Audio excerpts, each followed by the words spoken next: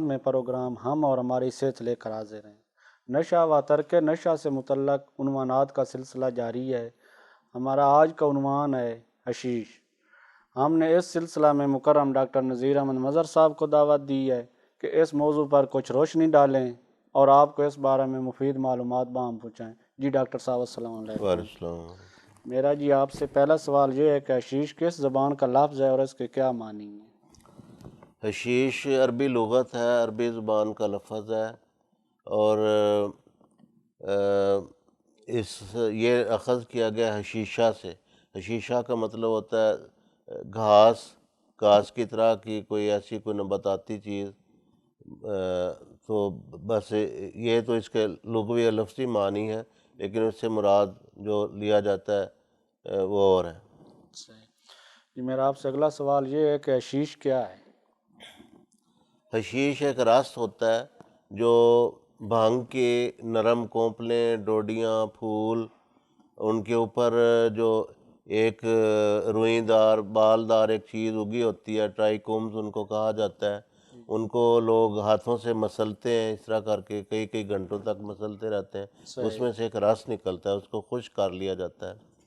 یا پھر اور طریقے بھی اس کے بنے ہیں، آج کل ایجاد ہوئے کہ مشینوں کے ذریعہ اس کو رس کو نکال کے تو اس کو پھر سکھا لیا جاتا ہے، بعض لوگ اس کو ڈلیوں کی شکل میں تبدیل کر دیتے ہیں، تو اس کا سائز بھی کم ہو جاتا ہے، اس کی نقل و حمل میں آسانی ہوتی ہے۔ تو یہ ہے حشیش۔ جی آپ ہمیں یہ بتائیں کہ حشیش کو کس طرح بنایا جاتا ہے؟ حشیش کو وہ میں نے بتایا نا کہ اس کا جو رس ہوتا ہے اس کو خشک کر لیا جاتا ہے، ڈلیوں کی صورت میں ڈال لیا جاتا ہے۔ یہ اصل میں بھانگ ہی کی ایک قسم ہے، لیکن اس سے کہیں زیادہ یہ پر اثر ہے، کیونکہ اس میں ٹی ایچ سی یا جو جزو مؤثرہ ہوتا ہے، جو نشہ پیدا کرنے والا جزو ہوتا ہے، اس سے کہیں زیادہ ہوتا ہے۔ مریجوانا سے اور بھانگ سے اس کا جو حشیش کا اثر ہے بہت زیادہ ہوتا ہے۔ اور یہ میں آپ کو یہ بھی بتا دوں کہ 1980 کی دہائی میں امریکہ نے اس کو امپورٹ کرنا شروع کیا تھا، یا دوسرے ملکوں نے، وہاں جہاں یہ بھانگ اگائی جاتی ہے، ہمالیہ سائڈ پہ یا پاکستان کے مختلف حصوں میں، تو یہاں سے اس کو برآمد کرتے تھے، اور وہ درآمد کرتے تھے، اور 1980 کے دہائی میں امریکہ میں اس کا استعمال شروع ہوا۔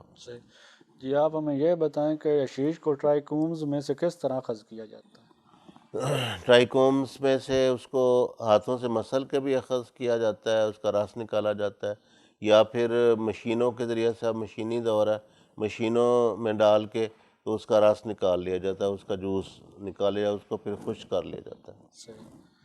آپ ہمیں یہ بھی بتائیں کہ ہیش آئل زیادہ خطرناک ہے یا ہیش آئل جو ہوتا ہے وہ بہت زیادہ اس میں اثر ہوتا ہے، اور وہ بہت زیادہ خطرناک ہوتا ہے اپنے اثر کی وجہ سے، اور اس کے بنانے کا طریقہ یہ ہوتا ہے کہ اس کی جو بھانگ کی نرم کونپلیں، روئیں دار حصے، پھول وغیرہ نرم حصوں میں چونکہ اثر زیادہ ہوتا ہے، تو اس کو مشینوں کے ذریعہ سے یا ہاتھوں کے ذریعہ سے اس کا جو رس نکال کے تو اس کو ایتھنول یا الکوہل میں ڈال دیتے ہیں، اس کو بھگو کے رکھتے ہیں، پھر فلٹر کر لیتے ہیں، صاف کر لیتے ہیں، یا پھر اس کو نرم کونپلوں کو ابالا جاتا ہے، اور اس کا ایکسٹریکٹ یا اس کا جوس جو ہوتا ہے گاڑھا کر لیا جاتا ہے، اس کو سکھا لیا جاتا ہے، تو یا پھر ویسے لیکوڈ رہنے دیا جاتا ہے، اس کو ہنی آئل بھی کہتے ہیں، شیش آئل بھی کہتے ہیں، ریڈ آئل بھی کہتے ہیں، کئی نام رکھے ہوئے ہیں نشہ باز لوگوں نے۔ جی آپ یہ بتائیں کہ حشیش کا رنگ کیسا ہوتا ہے؟ حشیش کے مختلف رنگ ہیں، سبز رنگ بھی ہوتا ہے، کالا بھی ہوتا ہے، براؤن بھورا بھی ہوتا ہے، تو مختلف علاقوں میں اس کو تیار کرنے کا طریقہ ہے، بعض اس میں پتے ملاتے ہیں تو اس کا رنگ سبزی مائل ہو جاتا ہے، تو بعض صرف اس کا جو رس ہے اس کو خشک کرتے ہیں، تو اس کا رنگ جس طرح وہ بناتے ہیں اس کے حساب سے اس کا رنگ مختلف ہوتا ہے۔ صحیح۔ جی آپ ہمیں یہ بتائیں کہ حشیش کو کس طرح استعمال کیا جاتا ہے؟ حشیش کو استعمال کرنے کے کئی طریقے ہیں، اس کو حکے کی جو چلم ہوتی ہے اس میں ڈال کے، جس طرح حکا دھواں دیتا ہے، پھر اس دھوئیں کو اندر لے جایا جاتا ہے، وہ پھیپھڑوں میں جاتا ہے، اس سے بھی ہے، یا اس کے بخارات، یا اس کو ابال کے، یا مختلف طریقوں سے اس کو استعمال کیا جاتا ہے۔ مختلف جگہوں پہ مختلف طریقے لوگوں نے بنائے ہوئے ہیں، تو بعض دوسری نباتات میں ملا کے بھی استعمال کیا جاتا ہے، بعض اس کو خوردنی طور پر بھی استعمال کر سکتے ہیں۔ بھانگی تو ہے، بھانگی قسم ہے، اس میں اثر زیادہ ہے، ٹی ایچ اس کا بہت زیادہ ہوتا ہے۔ صحیح مختلف طریقوں لوگوں نے ایجاد کیے، لیکن مشہور و معروف طریقے یہی ہیں۔ صحیح جی، آپ ہمیں یہ بھی بتائیں کہ کیا حشیش کو دیگر جڑی بوٹیوں کے ساتھ ملا کر بھی استعمال کیا جاتا ہے؟ بالکل کیا جاتا ہے، کئی ایک جڑی بوٹیاں ہیں، اس سے ان کا اثر جو ہے نا وہ زیادہ تیز ہو جاتا تھا، وہ اس لیے ان جڑی بوٹیوں میں ملا کے بھی استعمال کرتے ہیں۔ صحیح جی، یہ بتائیں کہ کیا حشیش کو پکا کر بھی کھایا جاتا ہے؟ بالکل، دوسرے بعض چیزوں میں پکا کے بھی اس کو استعمال کیا جاتا ہے، تو اس کے کئی طریقے ہیں۔ مثلاً اگر بھانگ کو انہوں نے بہت ایک ہوتا ہے کنڈا سا دورہ سا، اس کے اندر ڈال کے بھانگ کو تو گھوٹتے ہیں، اس میں تخم خشخاش اور بادام اور اس طرح کی چیزیں ڈالتے ہیں، اس میں حشیش بھی ڈالی جا سکتی ہے صحیح اور بھانگ بھی ڈالی جا سکتی ہے، اس سے اس کا اثر اور زیادہ تیز ہو جاتا ہے۔ کئی ایسی ملتی جلتی جو چیزیں اس میں ڈال لیتے ہیں، صحیح اور کھانے کے طریقے جو ہیں مختلف ہیں۔ بعض اس کو مثلا پکوڑے یا اس طرح کی چیزیں ان میں بھی ڈال لیتے ہیں، تو یہ ہے۔ صحیح، اب آپ یہ بتائیں کہ حشیش کے اثرات کیا ہیں؟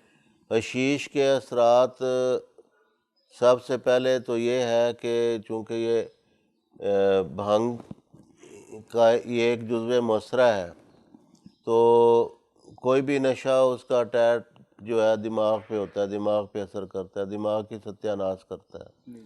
تو جو حشیش ہے اس کے ذریعہ سے استعمال کرنے سے بعض لوگوں کی آنکھیں شروع میں ریڈ ہو جاتی ہیں، سرخ ہو جاتی ہیں، صحیح دماغ کے اوپر اثر کرتی ہے، یہ یادداشت اور یہ چیزیں ان کو ختم کر دیتی ہے، خاص طور پر جو طلباء اس پہ لگتے ہیں۔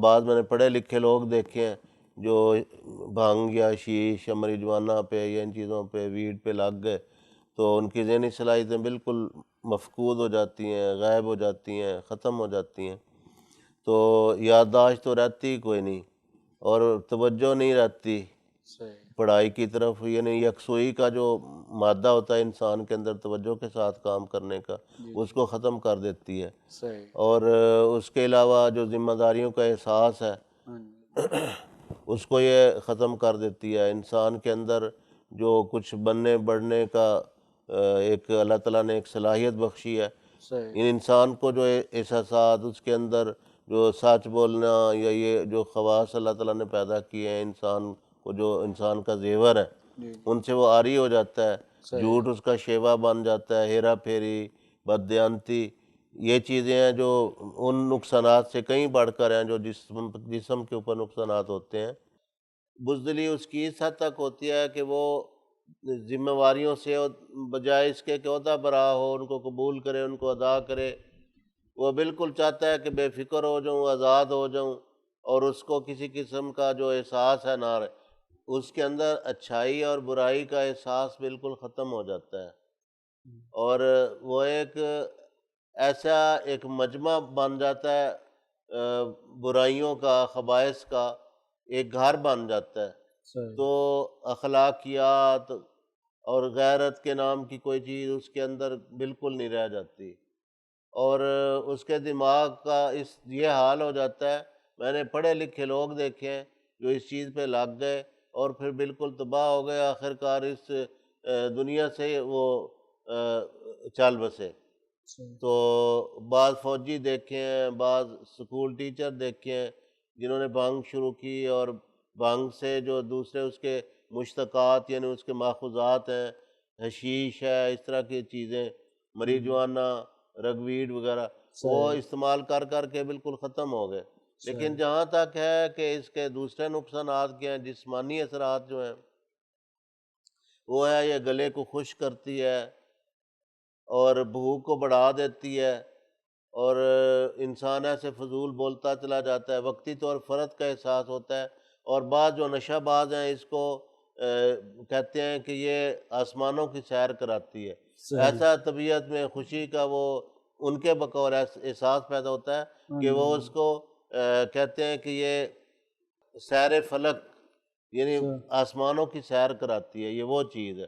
انہوں نے بڑے فخر سے اس کا نام رکھا ہوا ہے کہ یہ اچھا سیر فلک بوٹی ہے۔ حالانکہ بوٹی وہ ہنستے چلے جاتے ہیں بےہدہ اور پاگل لوگوں کی طرح، تو اس کے علاوہ پھر یہ پھیپھڑوں کا ٹی بی اور کینسر اور دمہ اور اس طرح کی چیزیں پیدا کرتی ہے، جگر پہ برے اثرات پیدا کرتی ہے، مردانہ صلاحیتوں کو ختم کر دیتی ہے، اور جو ہے نا انسان کے سپرمیٹوزوا ان پہ اثر کرتی ہے، ان کا خاتمہ کر ڈالتی ہے۔ تو اس طرح کے اس کے بہت سارے اثرات ہیں۔ تو اس کا حل ہے کہ وہ ٹیبلٹ شفا جو میں نے کہا ہے، اگر وہ خود تیار کر لیں اور اس کو استعمال کریں اور بری سوسائٹی سے، بری صحبتوں سے بچیں اور دعا کریں اور صدقات دیں۔ صدقات کے بارے میں حضرت رسول اللہ صلی اللہ علیہ وسلم نے فرمایا کہ اپنے مریضوں کا علاج صدقات سے کرو۔ جب یہ لمبا عرصہ کوئی شخص استعمال کرتا ہے تو یہ مرض اور بیماری میں یہ چیز داخل ہو جاتی ہے۔ اس وقت کسی کو نشہ کرنے والے کو حشیش کا ہو، مریجوانہ کا ہو، بھانگ کا ہو، کینابس ٹائپ کا ہو، جو بھی نشہ ہو، اس وقت اس کو برا بھلا کہنا، سخت سوچ کہنا یہ غلطی ہے۔ اس وقت اس کی مجبوری اور بیماری ہوتی ہے، اس وقت اس کا علاج کرنا چاہیے، اس کے متبادل ذرائع ہیں جو ان کو اختیار کرنا چاہیے۔ ہومیوپیتھی میں اس کا علاماتی علاج ہے، ہربل میڈیسن میں ہے، یوگا میں ہے، کئی ایک علاج ہے، ان کی طرف رجوع کرنا چاہیے۔ اور اس وقت ہرگز جو برا بھلا کہنا اور احساس کمتری کے گڑھوں میں اس کو اور دھکیلنا، یہ مریض کے ساتھ میری ذاتی رائے ہے کہ یہ ظلم ہے۔ اور بھی بہت سارے جو محققین ہیں ان کے نزدیک بھی یہی ہے کہ اس وقت برا بھلا کہنا بالکل فضول ہوتا ہے، بلکہ نقصان کا باعث بنتا ہے۔ جی ڈاکٹر صاحب، آپ کا بہت شکریہ کہ آپ ہمارے اسٹوڈیو میں تشریف لائے اور ناظرین تک اتنی مفید معلومات پہنچائیں۔ ناظرین، آپ کو ڈاکٹر صاحب نے اتنی مفید معلومات دی، امید ہے کہ آپ بھی ان سے فائدہ اٹھائیں گے۔ اگلے پروگرام تک کے لیے اجازت چاہتا ہوں۔ اللہ حافظ۔